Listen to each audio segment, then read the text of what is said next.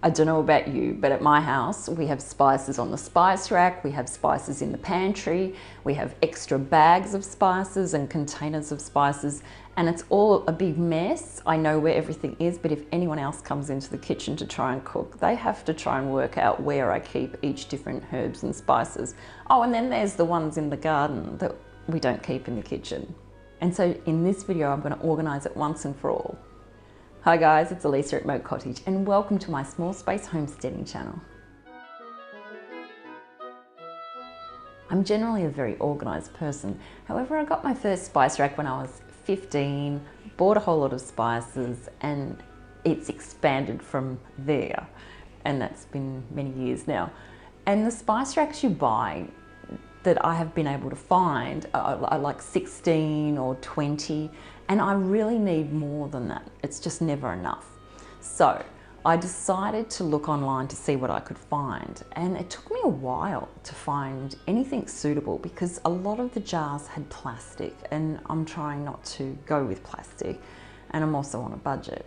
So I ended up finding jars the same as these, surprisingly. So I thought, that would be perfect because then it's all uniformed in my kitchen. And I know that the jars seal well and the products inside will last and stay fresh. So I purchased them, they arrived, and I'm ready to move in. Here is the chaos. So I've got all the spices and I've put them on the table so I know what I'm working with.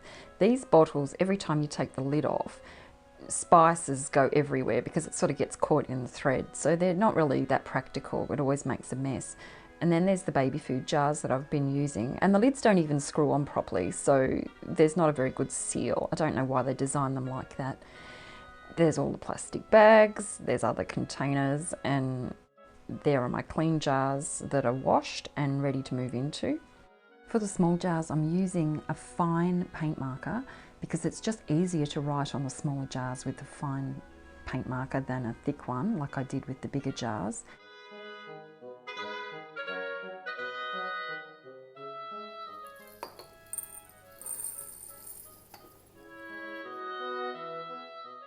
Now I just need somewhere to store the jars, and I've designed a rack that suits the area for the size jars, the size wood I could get in town, and the space that it has to go into.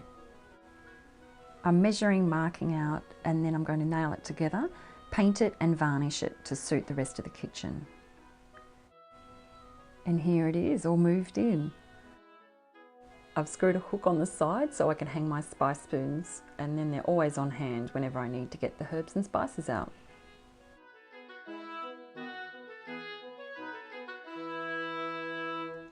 Custom designing the herb and spice rack is something I should have done years ago. It's just going to make life so much easier. Of course, I still have plenty of fresh herbs out in the garden that I don't keep in the kitchen, but I will be going through them and dehydrating them and keeping them as backup in the pantry so that if anything happens to the plants, I'll always have herbs on hand. It's just that there's some herbs that I really prefer fresh, like rosemary, mint, parsley, chives. You just can't beat fresh. But if you couldn't get them, then dehydrated is the next best thing. Tell me about your herbs and spices. Do you have chaos like I had? Or are you really organised and you have a really good system set up? Let me know in the comments below. Thanks for watching. I'll see you next time.